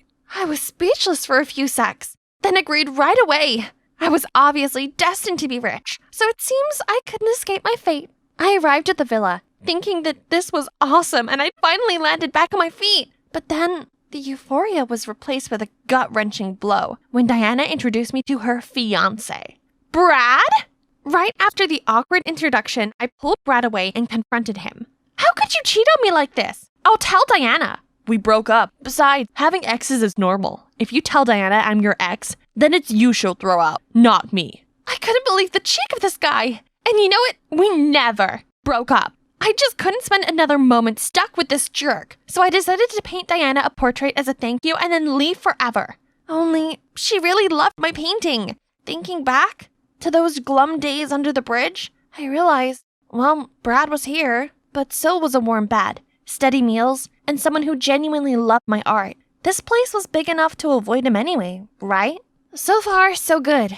Well, until one day. All I did was ask the maid to get me a clean paintbrush when a guy got all grouchy with me. You have legs, do it yourself. Who are you to talk to me like that? Soon to be the owner of this mansion? Any problem? Leave her alone. It's what the staff are here for anyway. The room suddenly bristled with tension as Brad and that guy exchanged hostile looks. Then he coldly walked away. Suddenly, Brad pulled me out to a corner. Vicky, sorry for hiding it from you, but I have no feelings for Diana. I'm here to spy on her as she's the reason your father's in jail. I'm here to find evidence and help him regain his honor. Wow! What? I know, it's hard to believe, but I need to cooperate with me. That dude is Charles, Diana's son. He'll try to mess with me by all means, so we need to stop him before he does. It made sense now. I knew Brad loved me really and wouldn't pick some old woman over me. Then he told me his plan. He'd continue seducing Diana and persuade her to get me to tutor Charles, while I had to befriend Charles to get information out of him. I felt kind of nervous, but the chance to clear Daddy's name left me with no doubts. However, Charles wasn't the approachable type. He was so curt and rude. And no matter how wide I flashed my friendliest smile, I always heard no more than 6 words from him. Let's do some still life painting today, shall we? You do what you want. I was trying my best to teach him, but he doodled on the page and always came up with the worst drawings I've ever seen. Then one day, he suddenly insisted we go outside for some outdoor portraits, and he'd to draw me. So my plan did work! Yes! I excitedly stood in the bay window and did an elegant pose. It was sweltering standing there, but I endured it for the art. But it had been 4 hours and he didn't seem to have finished. I couldn't stand any longer, so I rushed to him and dropped my jaw to see what his canvas was. Totally blank! I am furious! Calm down, Vicky. Perhaps Charles was like an onion, with multiple layers waiting to be peeled away. So I decided to take a more psychological approach. I asked Diana for Charles's photo book and saw a family photo. This must be Charles's father. I'd paint it, in the hope this thoughtful gesture would move him somehow. On Charles's birthday, I happily gave him the beautifully framed painting. Unexpectedly, upon seeing that, his face darkened, and he had this fiery look in his eyes. He furiously threw the painting to the ground and yelled at me. Disappear! I can't stand you! What the? Fine then! Why is this guy gotta be so rude? I spent all week on that painting. What a psycho! I was packing my bags when Diana came into my room. She explained that the man in the photo wasn't Charles's father, but her ex-boyfriend. Charles's father died when he was little. Then her ex was the one who had taken care of Charles since then. To Charles, he was the world. That kid was even closer to him than me. But then we broke up and he vanished without as much as a word. Charles has been hostile and distant ever since. I didn't know behind his rocky exterior was such a bitter truth, so I immediately found him. Charles, I'm sorry. Go! I might look terrible now, but I was once my father's princess. He gave me everything I could ever ask for, except his time. My parents divorced early, and I was left alone. Just like you, Charles. This loneliness, this yearning for a family bond, I share with you. Seeing his hand loosen, I continued. My intention was never to belittle you. All I wanted was to bridge the chasm of misunderstanding between us. Charles still stayed silent, but his facial muscles had relaxed. And when his gaze met mine, he slammed the door shut. So I decided to stay. And even though Charles continued being a grouch towards me, he stopped with the pranks. I also noticed that when Charles focused on something, he turned into a different person. He always stuck his tongue out, which looked adorable. Watching Charles drawing as if he was fighting with the paper, I came here and guided him, but suddenly our eyes met. He has such dreamy eyes. Oh no, Vicky, less of that. You were here to prove my daddy's innocence and get back to the old life. As for me and Brad, we had to make do with grabbing moments together when we could. When this is over, we can vow to be together forever and have a wedding more lavish than any of the Kardashians. My love, you must be patient. We will be together properly soon. However, when everyone was around, Brad kept up the lovey-dovey pretense with Diana. I knew it was totally fake, but I couldn't help but feel annoyed. I couldn't just sit there smiling like everything was peachy. So, after I finished the painting, I followed Brad, intending to ask him what the next step was after I successfully approached Charles, when I spotted him sneakily talking to someone. Hey, Pop. Yeah, Diana's like putty in my hand. Vicky complicated things, but I came up with a plan to deceive her. I thought that little pest'd be long gone by now, but seems Charles hasn't kicked her out. Any ideas?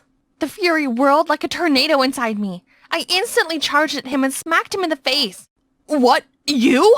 Wait till Diana finds out about this. Oh yeah? If you challenge me, then be prepared to lose. Say hi to your bridge pals for me. I immediately found Diana and exposed all about Brad to her, but her face suddenly turned serious. I knew you'd say anything to divert from the truth, but I know you stole money from me. The maid found it in your room. Stole? What? What are you talking about? Then I looked at Brad and saw him smirking. That conniving mastermind. Before I could try and defend myself, a staff member hurried in and passed Diana a letter. Charles was missing! Everyone was freaking out and refused to hear me out, and the chaos left me powerless as my stuff was dumped outside the villa. I ended up right back where I started and had a complete meltdown. Worst of all, I was worried about Charles. Was he home yet? The next morning, I was trying to sketch something when out of nowhere, Charles appeared.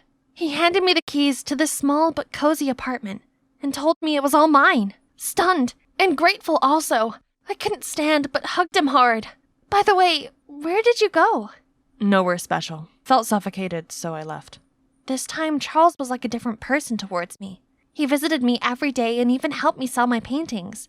Over time, my feelings for him grew and we started dating.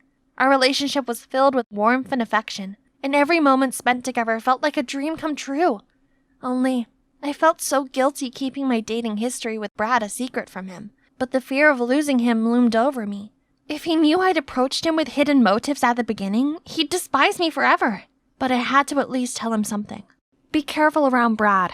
I don't think he's a good guy. I know. He's a gold digger that's part of a romance scam ring, targeting rich women to blackmail them. Wow, Charles sure knew his stuff. Hang on. Does it mean that Brad intended on blackmailing me too, when I'd been rich? I'm going to expose him at the wedding ceremony. Come with me. Today is D-Day. The grand hall was drowned in the ethereal glow of lights. Standing in the center were Brad and Diana, ready to exchange lifelong vows. All eyes were fixed on them. Out of a sudden, the whole hall went dark, and an anonymous face appeared on the screen behind them. Tonight, we bring the spotlight on our groom. Unbeknownst to many, our Brad Thomas is, in reality, Jackson North, born and raised in Pennsylvania by his father, Richie North, the ringleader of scams to trick rich women into marriage and con them out of their fortune. Then the evidence of Brad being affectionate with innocent victims started appearing on the screen. After that, the spotlight immediately stopped on Brad, who was about to flee the scene. Diana roared in anger, rushing there right then, and flung a glass of wine right at his face. The whole crowd started to murmur. Hang on, everyone. The party's not over yet. Check your menus to reveal the other accomplice. Everyone frantically checked, but then looked bewildered to see all the menus were empty. All except for mine, where there was a photo of me and Brad. So since the beginning, Charles already knew about my relationship with Brad? And he thinks I'm Brad's accomplice? I turned to Charles, but he immediately let go of my hand. We're over. This whole time, Charles played me like a hurtful trick, and even thought me capable of something truly awful. I messaged him to meet me by this lake where we used to go. It had been 1 hour, but he hadn't shown up. This might be the final nail in the coffin of our relationship. Just as I was about to let go, I saw him trudging towards me. Charles, listen to me. I'm not with Brad. I tried warning you about him. I heard the whole sneaky conversation of you two. Your love words and your filthy plan on my family. Then my private detective sent me those photos of you both together that proved me right. You hired someone to spy on me? Not you, Brad. That's why I left home. I thought you were my friend. And I thought we were more than friends. Brad and I did date in the past, but that's all. He tried to use me just like he used others. My feelings for you are real. You have to trust me. So? I didn't know about the scam. I'm sorry I ever fell for Brad's lies and first approached you. He told me your mom was involved with my father's downfall, and I guess I so wanted my daddy to be innocent that I stupidly believed him. Charles didn't utter a word. He just turned around and left. But hang on! May I ask, why didn't you publicize my face in that picture with Brad? I just wanted you to know what it felt like to be hurt. But I couldn't bear to see you hurt either. Let me go. I need some time. Then he left me there, watching him disappear in the dark as the world around me collapsed. After the rain, the sun finally shines again.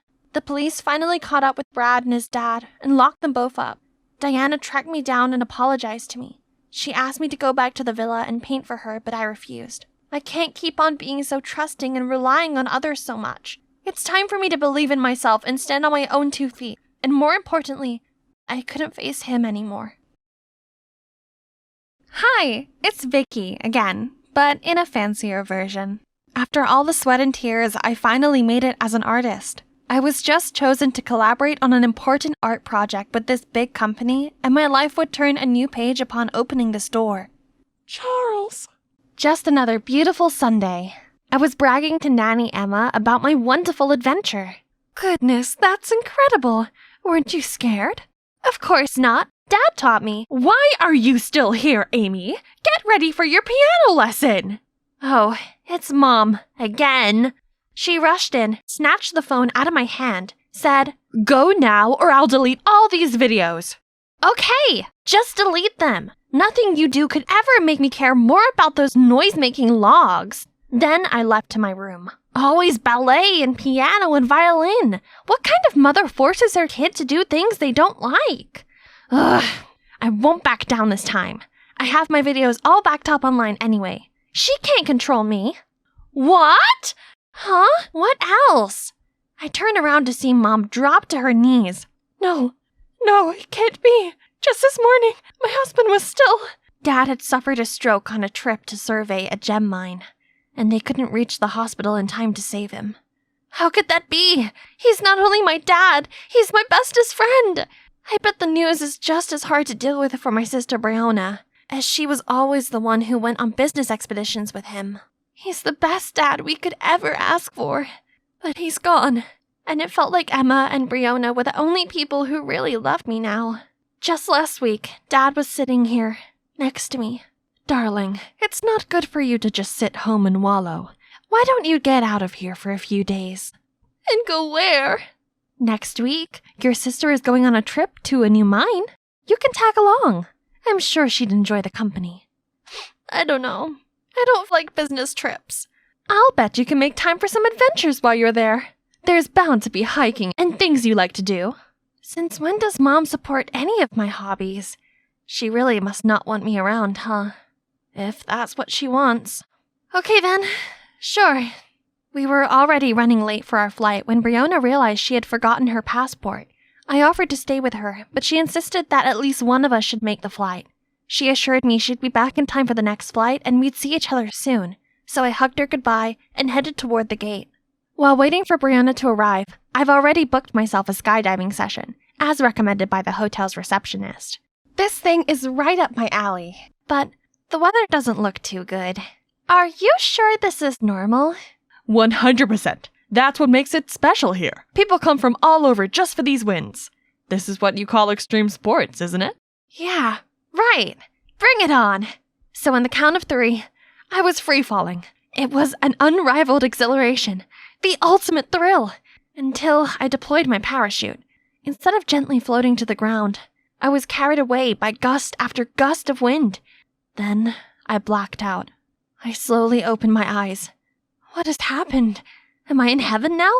I look around to see nothing but a beach, framed by a dense forest. This place was clearly deserted. Maybe not so deserted. There I saw a group of tribal people, dressed in strange clothes, wielding spears. I tried to move closer to get a better look, but game over. They all turned to my direction. I ducked down immediately, but their footsteps grew louder. I held my breath, wishing for a miracle. Oh no, this is definitely my end. But unexpectedly, the hand pushed me down further into the bushes, as if they were trying to hide me. I looked up and saw it was a man talking to the other in a native language. The talking stopped. Seemed like the rest had left. Thank you so much, handsome mister. Sorry for bothering you. I'm gonna get going now. I may have let you off, but the others won't. These people are aggressive and will attack any intruder. Oh, he can speak English? Nice! I'm safe now! As I followed him through the forest, he stayed quiet, but I couldn't help brimming with questions. Where did you come from? Why are you here? You're not a local, right? Are you a scientist? Can you at least tell me your name? Silas. Okay, Silas. May I borrow your phone to call my sister? She'll pick me right up. Do you think I'd be here if I had a phone? I also got here by an accident a couple of years ago. Living like one of them is the only way to survive around here. At least until someone comes to save us. No, that can't be. It wasn't a deserted island, but I was certainly deserted on it. We arrived at a cave on the other side of the island where, according to Silas, the locals never roam around. You'll be safe here. I'll be right back. I didn't need him to take care of me. He may have stayed here for years, but I won't. I'll escape. It wouldn't be so hard to build a raft, right? So I gathered some logs. You hungry? Silas came back and threw something wrapped in leaves. Ah! Get these gross bugs away from me! I would rather starve. These are a delicacy. You have no taste. Stay here. Don't do anything stupid. It's getting dark, so I had no choice but to go to sleep hungry in the stuffy, mucky cave. There's dirty moss and bugs everywhere. Ew! At the break of dawn, I couldn't stand it any longer. I got up to continue working on my raft. Ta-da! Easy peasy. Now goodbye, stupid island! But no! My beautiful raft crumbled and sank as soon as it touched the water. Feeling defeated, I laid on the sand in frustration. Suddenly, I heard a whistle. Silas? How am I supposed to get up there? Am I his pet or something? What gives? Making me walk all the way up here? Mind you, I haven't eaten in a day. Then let's go get breakfast. But get changed first. He then took me to a river and showed me how to catch fishes. What do you mean I'm supposed to get my breakfast with this stick? Watch and learn, princess. Then Silas jabbed the spear into the water again and again until it's full of fishes.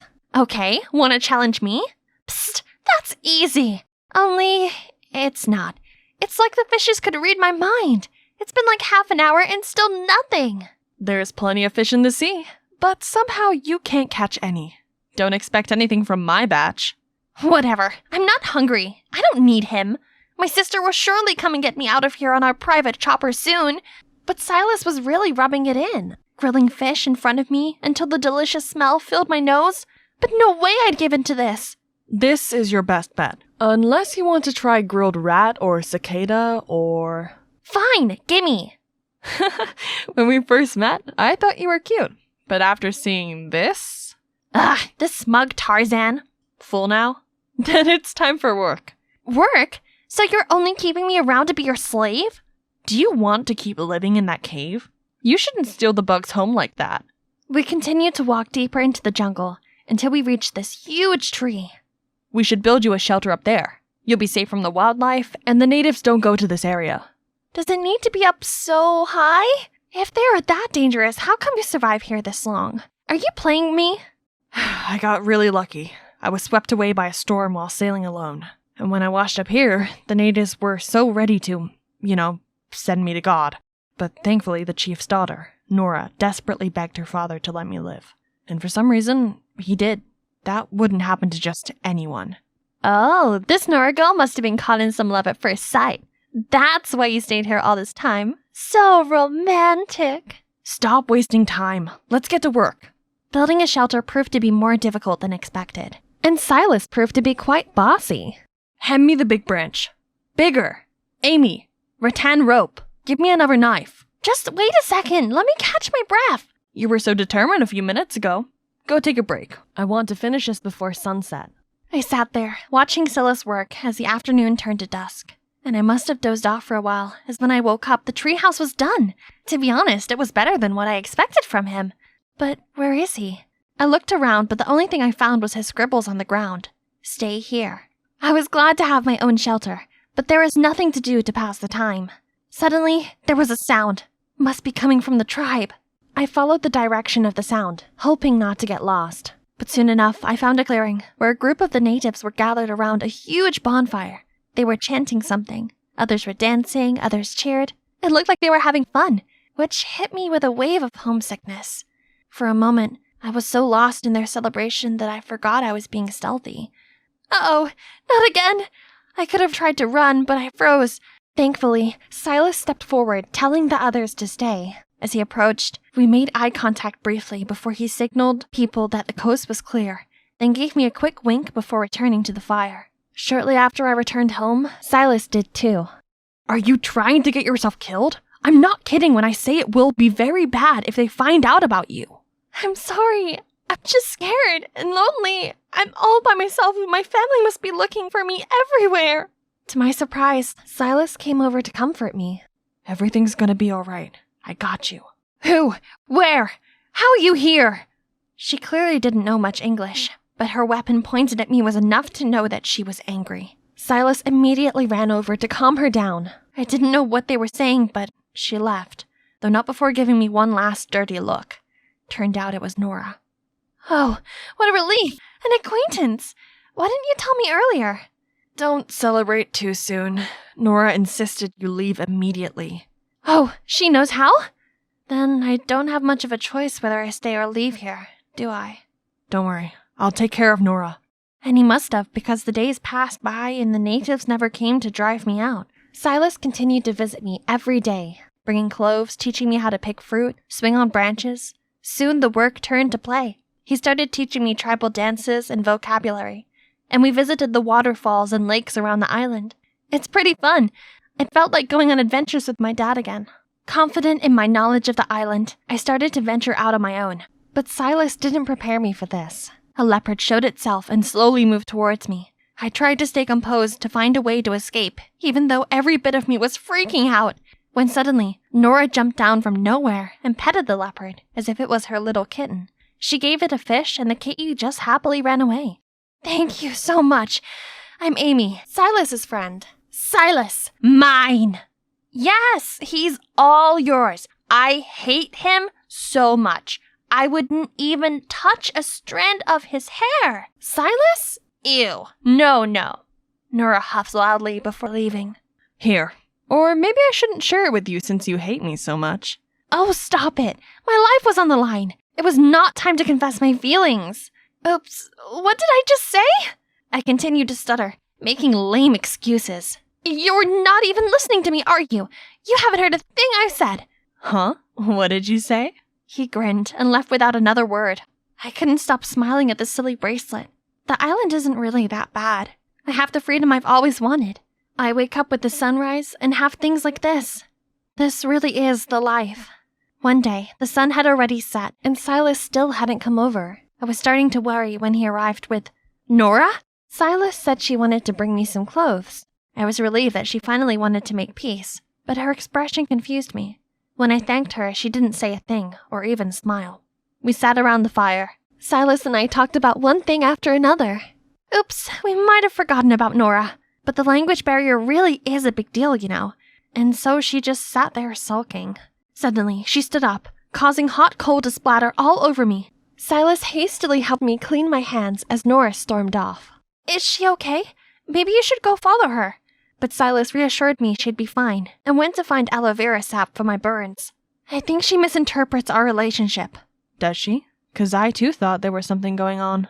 I was too surprised, but managed to gather myself enough to reply clumsily. Says who? I don't think you've formally courted me, sir. Tomorrow will be our first date then. In the mushroom forest. What do you say? I was glad Silas had saved this place for a date, because everything about it was curious and beautiful. Before long, I had wandered far ahead of Silas. I knew I had gone too far, but something drew me deeper into the forest. I walked along this cave as I thought I saw a ray of light at the end. And there really was! The cave was not a dead end, but it was just covered by vines. And, oh my god, this is like a whole nother paradise that hasn't been discovered. And there was wreckage of an old helicopter. I immediately called Silas over, and he seemed to not have any idea about this either. We explored the helicopter the whole morning, but it was nothing except a rusted hunk of junk. We were about to leave when Silas hit a button, and the radio came to life. We had found our new hobby. Since then, we went there every day, listening to music and pre-recorded content on the stereo. But eventually, we somehow got a faint radio signal, and for the first time, we had some connection to the outside world. I normally didn't care so much for news, but my interest was piqued by a familiar-sounding story. Right after the death of the biggest name in the gem industry, his wife was kicked out of the house. Any relations to the missing of the youngest daughter? Who will be the winner of the fight for his inheritance? Was this real? Were they talking about my family on the radio? Why would my mother leave? I then recalled my mother's strange behavior before I left. She, for the first time, encouraged me to go on an adventure, and I somehow ended up here. Was it even a coincidence? Oh no, how could a mother do this to her own daughter? Calm down. I believe there's more to this. Don't jump to conclusions yet. Personally, I don't think tigers eat their young. Maybe, maybe not. There's only one way to find out. I need to go home. Immediately.